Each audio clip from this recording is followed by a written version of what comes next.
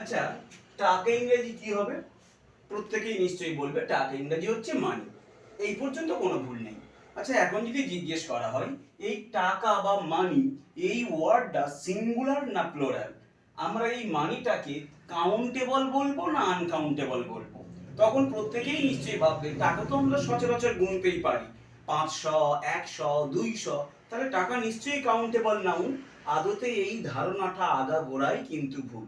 মানি নামক ওয়ার্ডটাকে আমরা uncountable consider করি, কারণ প্রকৃতপক্ষে অর্থকে আমরা গুনতেই পারি না, অর্থকে পরিমাপ করতে পারি। তাহলে আমরা গণি কোনটা? আমরা গণে নিই নোট অথবা গণে নিই কয়েন।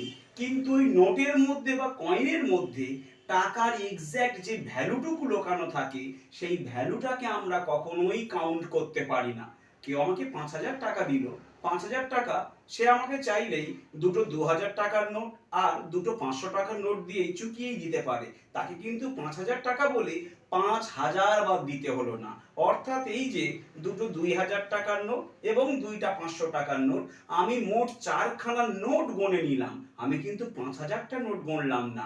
আমি এই ক্ষেত্রে 5,000 যে ভ্যালু সেই ভ্যালুটাকে কাউন্ট করতে পারলাম না। তাই মানি নামক ওয়ার্ডটাকে আমরা আনকাউন্টেবল নাউন বলেই কনসিডার করব এবং এর কোনো প্লুরাল ফর্ম গঠন করা যাবে না এবং এর পরে সর্বদাই ভার্বটাকেই সিঙ্গুলার রাখতে হবে।